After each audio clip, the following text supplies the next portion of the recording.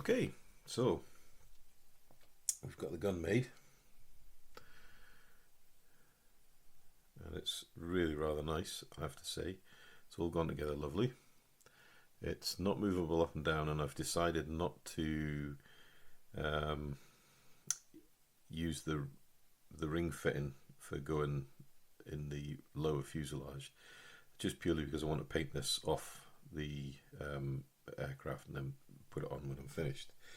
So got that done, and moving along on, I've moved along a bit on from part 5. So we've dealt with this problem here.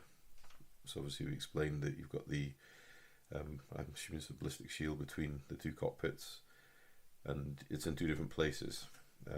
Obviously you've already stuck it, well I already just glued it here, and they're telling you it needed to be on here. So what I've done, so you can see I've moved along a bit. Disregard the side sponsons, I was just trying them on for fit, because what I've also done, just to strengthen everything up, is I've fitted the lower fuselage, which fits really, really nicely. There is a seam here, but this is covered up, which is why I had the side fuselage, the avionics base on, to make sure it was covered. And the joints, if you're really careful, the joints here and here, they glue up beautifully. No filler and no steps, so I don't have to worry about them. But anyway, if we look at the canopy, you can see, if it'll focus, so you've got the grab handle here, and then you've got the small PE part here. If I get that a bit closer to the lens and get it to focus, let's just zoom it in a bit. There we go. Now here, there is the wire that's going through the holes in the center piece here, and it just follows the pattern as they had it on the instructions. So it goes right down to the vent here, up the side through, loops around the back of the canopy roof, and then down the other side, and going down through the front bulkhead. So what I did was I shaped this onto the canopy before I put it on, and then before I glued the canopy on, I fed the wire through the two holes in preparation for the canopy going on, glued the canopy on, and then very, very carefully with some super glue I lightly tacked it in place to keep it in place, and then let it vent off completely, because I didn't want to get any fogging on the back of the glass. And only once that was done then did I think about gluing on the side piece. Now, this side piece here fits really well. There's very, very little any seam at all. I mean, it's really, really nice. The only problem I had was this seam here. And again, part of that's my fault, because when I was cleaning it off the sprue, I took too much off the top edge, which has left me a slight step here. But also fitting this side piece onto the side of the ballistic shield, it didn't want to fit very well. Now you've got, if you look at the instructions, then we've got this part here, E28. This actually glues on to the side. You've got to put the canopy gas struts onto E28 and then glue E28 to the side of the ballistic shield. And then that locates, when you go to the canopy, E28 goes up the side here, and then it locates the top canopy here, so you can't really get it in the wrong place, because there's a notch system there to locate it together. So I knew I'd got the top canopy in the right place, and then this canopy had a slight step. So if you can see here, I've obviously masked the inside and sprayed the inside black, and then remove the mask before I put it together. But you can see here there's a grey piece, and there's part of the step here that glues onto the top canopy. I ended up cutting that away as a relief to get it to go in and close the gap that was running along here. And also what I did down the side on the inside where this canopy touches the dividing ballistic shield, I then gently took the edge down there just so this canopy could then go into the aircraft and get the right position along the aircraft. So it was a bit tricky and a little bit fiddly. It's not a deal breaker by any means of the imagination. I don't know if it was a problem I'd caused or it's just tolerances are so tight, but it was quite tricky, and it took me a little moment of a lot of test fitting to get it to a point where I was happy. When I glued it, then I just glued the top section first, made sure I was happy, held it in place, let it cure off, and then I worked my way around doing the two front and rear joins, and then finally I glued the lower canopy in, and it is solid and it's really nice. What I've also done is put some of these grab handles on now. Folk might want to leave them off till last. Me, I've put them on now purely because I didn't want to run the risk of damaging the paint finish by gluing these on with a touch of super glue, so I've just glued them on with Tamiya Extra Thin, and I'm going to be very careful painting around them. And then finally, obviously, we've glued on all these detail parts on the top of the fuselage and wire cutters and antennas and whatnot. We've got a couple of grab handles here. So we do have the two side canopies, and I'll show you what I've done with these. So obviously these have got the handles on, so we've glued the handles on inside and outside, and then, as I said, I masked the inside and then sprayed it. So if I get a pair of tweezers, because obviously we need to take the mask off before we glue it on. I've even done a little bit of dry brushing because there is beautiful detail on this. I don't know if you can see that there. I mean, Takom really have knocked this kit out of the park when it comes to the detail, and it's correct as well. If you do look at a picture of the fuselage and airframe of this aircraft, then it is covered in rivets, so they really have got it right. So that mask comes off, and then you can actually see the shine of the windscreen. It's absolutely stunning. Got both sides to do, so just gently in there, lift the corner, there we go, and pull. Splendid. Obviously you're going to leave the exterior masks on, but these are now ready to glue in place. I'll do this later on, but I'll show you how the fit is. So they just pop in place, and they are a really good snug fit, hence why they're popping out when you don't get it quite right. That fits in beautifully.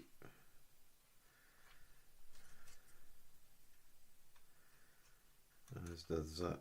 Now I'm closing this model up, so it's all going to be buttoned up. But I do intend to get this kit again when they bring out the British version, and I'm going to do a super detailed opened up variant, so you'll have all the avionics bays open and all the engines open and the cockpit open. So those two parts fit lovely. But I'm going to leave them off at the moment because we've got some other bits to concentrate on. There you go, it fits that well, it doesn't want to come off. Bearing in mind, you've got to be careful you don't knock these handles and stuff because they do want to come off. Right, so we've done all this now. I've marked on a couple of photo etch parts that I haven't done. And then we move over to part 6. There we go, in part 6 we've got all these antennas which we've done. See them on the top, lovely. We've left off the wipers and the power cable for the wipers just purely because we've also got to paint the canopy and put the wipers on after. And we've done part 7 with the guns, so we're now on to part 8. So if we look over part 8, we've finished the wire cutter, we've done the handles, we've done the under fuselage. As I said before, I'm leaving this part off purely because I'm just going to stick the gun in on the bottom when we're finished. So we're actually on to the optics array on the front of the nose. So I'm going to go and grab the parts we need, and then we'll come back to the bench and see how this goes together. Right, so we've got the parts here laid out on the instructions. Just a note, parts P72 then it's got some serious ejector pins on the back, so they'll just snap off. Just make sure to give that a quick sand so that it's totally flat.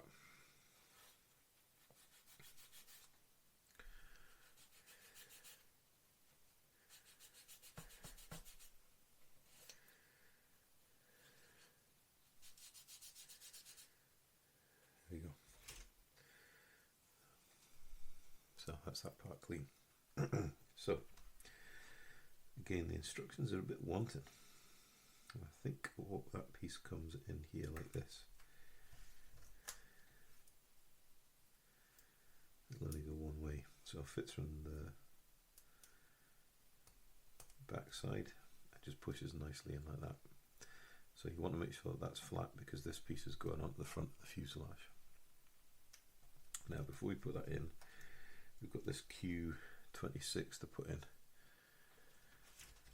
which is a part with, get that off there.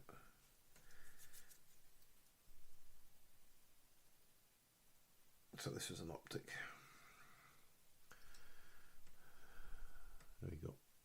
So all I've done is it's got a hollow in the back, and I've put a wee drop of Tamiya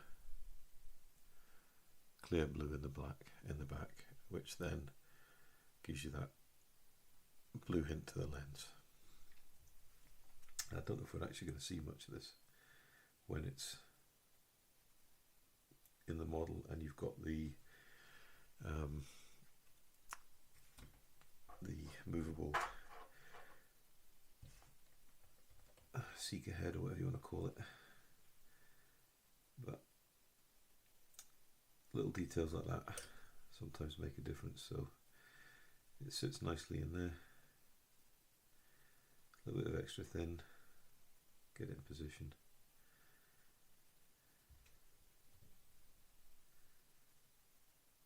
There we go, a little bit of extra for sure.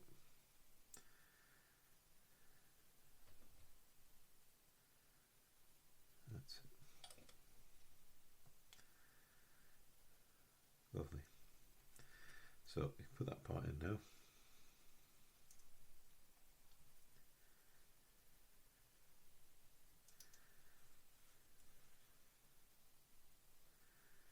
It needs to go in fairly square,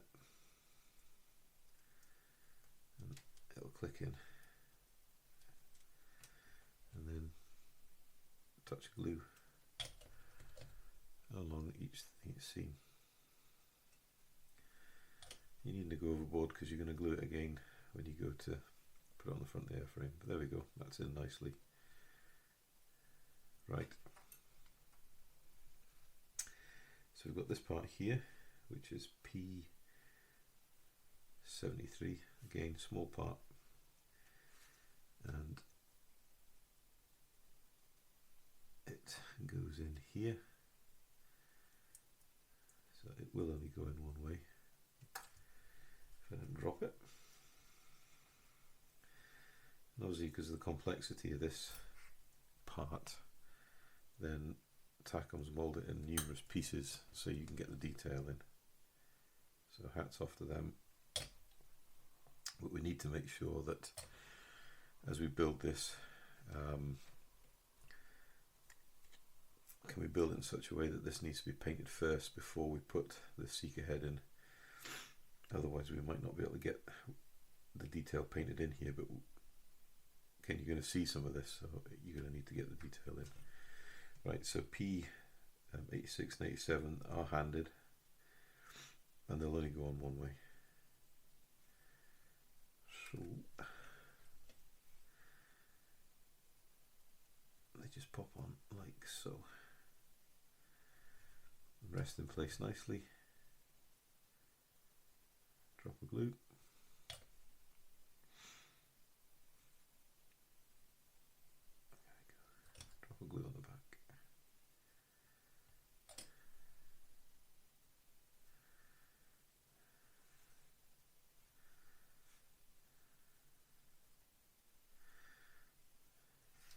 So be sure to take your time to clean these parts up, because it's a really visible piece. It's going to be right in the front nose of the aircraft.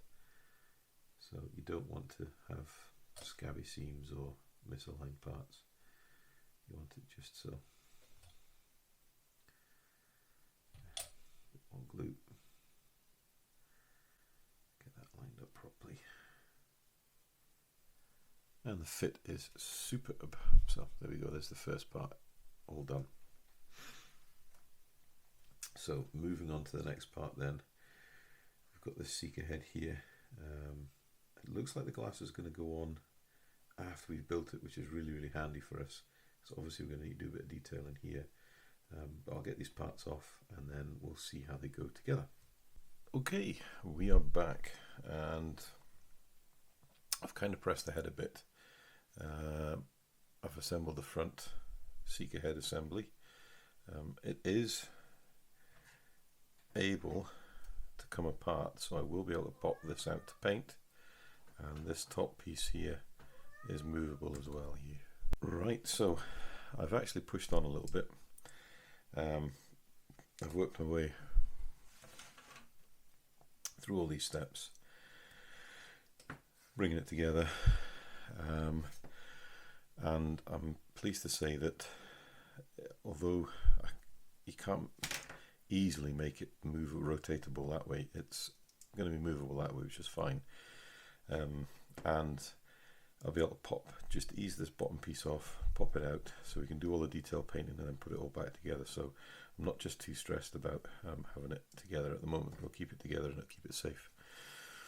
If we look here, we're going to have to do some detail painting in here to get the paint lenses all painted before we put the glazing on. This one I simply painted black behind the glass to keep it dark, and I've got a trick here to do with some coloured foil, which I'll show you when we get to that part, which will give you the look of the the laser reflective material on the front of it. So it's all together apart from a small photo etch part, which I'm going to leave off to the last, but it fits really nicely. And it's really detailed. I am really quite impressed. The fit goes together beautifully. So all that's left to do is to try it on the front of the airframe.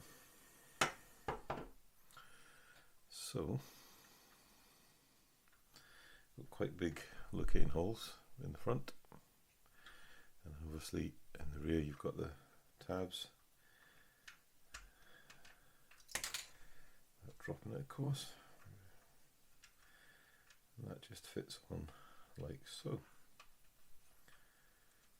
So there's a little bit of a gap there, but I think a little sand, square and sand with the hard white stick.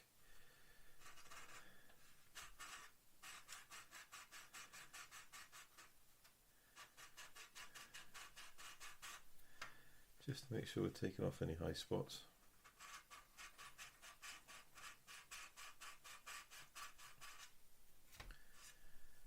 Okay, and the same on the back of this, because you have to remember it is multiple parts, so there is always the opportunity for high spots to form.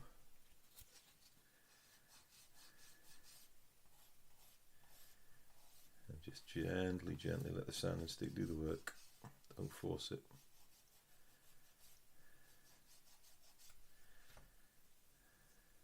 Right, try it up again. Instantly a better fit.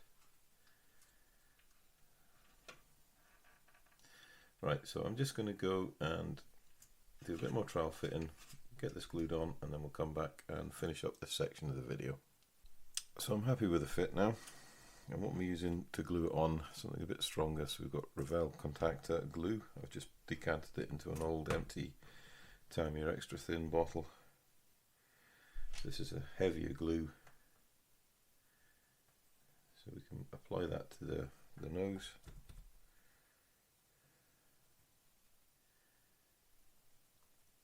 Leaving a little space from the edge, because you don't want to overdo it and then it's splurging out and making a mess.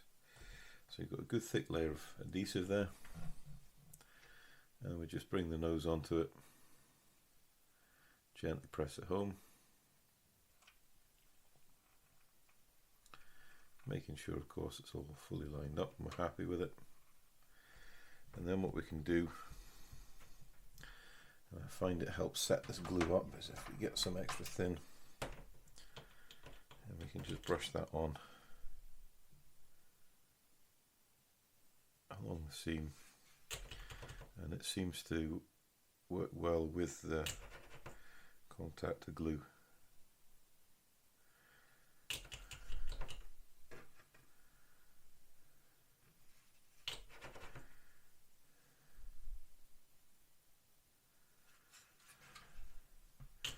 Over the bottom, and that's it.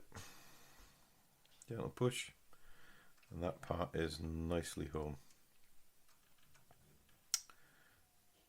Really happy with that. So there we go. That is the seeker head sorted out, ready for moving on to the next step. So in the next part, I don't even know what part that'll be, 5 or 6 maybe, then we are going to be looking at the avionics pods. Now, as I said before, I'm going to be closing mine up. We've got the avionics pods, and we've got the undercarriage, and we've got a little bit of photo etch work, and there's some photo etch work that I've skipped over that I'll probably catch up when I'm doing this as well. So this is going to be in the next part once this is all dried up, but yeah, I'm really happy how it's going along so far. So thanks for watching, guys. Take care, and we'll happy modeling, and we'll see you soon.